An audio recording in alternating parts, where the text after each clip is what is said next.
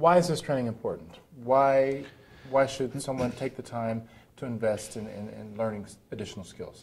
I've worked with dozens of forensic accountants. And I've taught forensic accounting for over 10 years in seminar formats and conferences like this. Now, what I've learned is that forensic accountants are very, very good at what they do, but everyone has spots where they're not strong. Okay? So if you're a very experienced forensic accountant, you can come in here to the Forensic Accounting Academy and start filling in slots, whether it be standards and practices, whether it be presentation skills in terms of writing a report and what is a lawyer going to look at, and also dealing with what the lawyers do wrong and helping to prevent a misunderstanding before it happens. So really what we're talking about is how to not make mistakes. Mm-hmm. Mistakes that I've made as a lawyer, mistakes that students have made in the past, and how do you avoid them? How do you manage the relationship between the lawyer and the forensic accountant to make sure you make less mistakes? And so whether or not you're just starting out your career, where you're thinking about making a change, you get a tax or an audit practice or some other type of practice, you think about adding forensic accounting to that mix, we'll take you light years down the road in that process during this 5-day course. So what surprises you when you're in class and you've got a group of 10 or so individuals? What are one of the things that you're most surprised about that they aren't more aware of? Well, whether they're experienced or inexperienced, a lot of times people don't see the big picture. That understanding that a lawyer brings a certain advocacy perspective and that their job is to win the case for their client, period. And the role of independence is so important for the expert. Even if a client has paid money to the expert, that testimony has to be independent no matter what the lawyer says, no matter what the client says. And so what we do is try to give the students tools to understand their role and how to strengthen that role through standards, practices, and ethical considerations, and give them the tools and the things to say to the lawyer and the client to help them in those difficult situations when a client or a lawyer may want an expert to go a little farther than they feel comfortable. Ethics. Why ethics? Well, it's part of our profession. I'm a CPA. Most of the expert witnesses here are CPAs. The AICPA has promulgated ethics that most states have adopted. And so it's very helpful to understand those ethics and to be able to explain those ethics and the practice standards in a courtroom setting or in a deposition setting to help advocate for that expert's opinion. What types of engagements will forensic accounting and these techniques that you're teaching them be useful for? All types. I mean, what we're covering in Forensic Accounting Academy is litigation environment, non-litigation environment.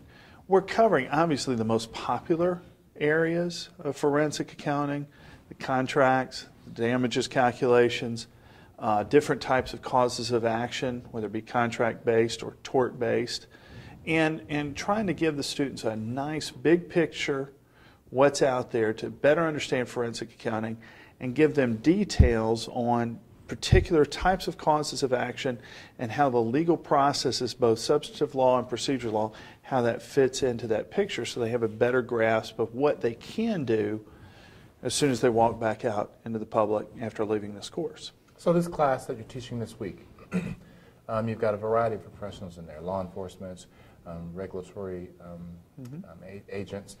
How does that experience in each of the different classes benefit those individuals and the way this course is being taught? Well, the course is obviously very interactive because each instructor is tailoring the course to the needs of individual students.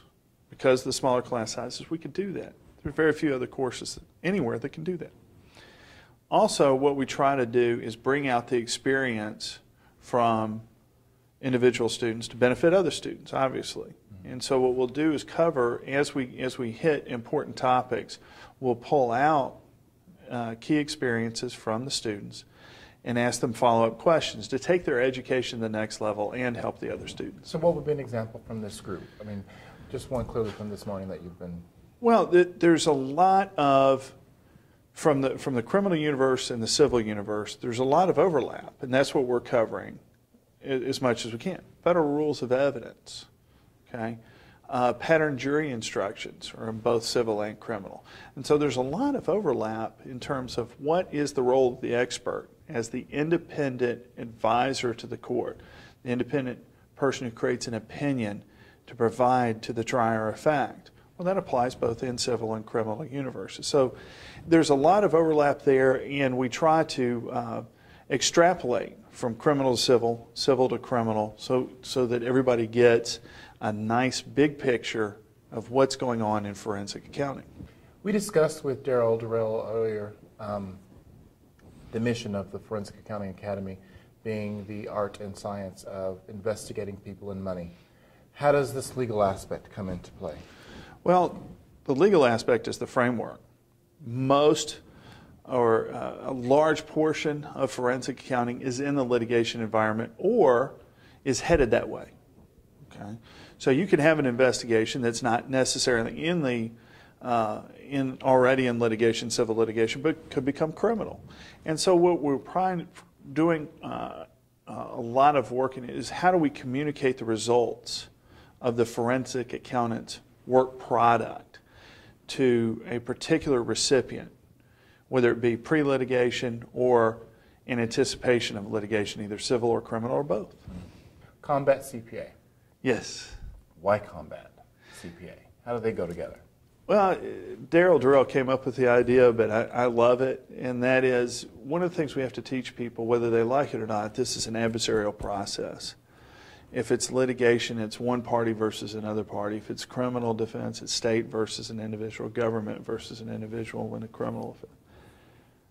The courtroom is about conflict. You have to be comfortable with conflict to do this job. You have to have personal integrity. You have to have tremendous passion to put your work, your mental thoughts, your processes, your judgment, your experiences on the line, subject to cross-examination by a lawyer who's being assisted by another CPA or forensic expert whose sole job is to tear you down. That's tough. That's combat. But it's also fascinating, wonderful, creative, challenging, where you're using not only your intellect, but your knowledge of people and your core conventional wisdom. What is life? What's important in life? Because you have to take that work and explain it possibly to 12 jurors, many of which may not be college graduates, much less have any kind of background in accounting whatsoever. So in order to do that, you've got to have a tremendous amount of passion and willingness to put it on the line in that type of a format. And I don't know of many professions that have that kind of excitement or just beauty in it, to be able to take your soul, show it to others, and be judged.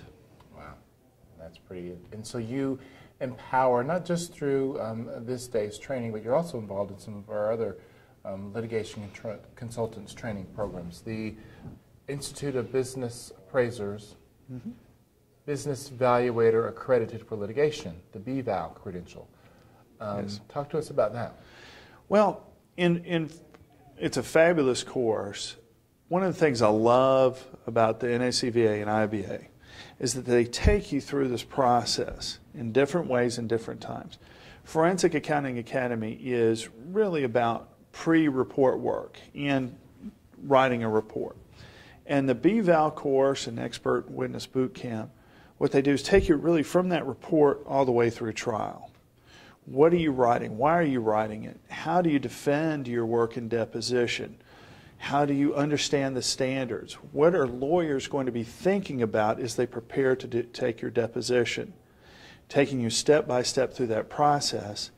And so really by attending the different courses, you get different instructors' perspectives, but you're looking at the same problem, same set of issues from different vantage points of the process. And by working through the different courses, you can really advance your career tremendously, as opposed to just going out there and doing it and learning mistakes on your own. Right.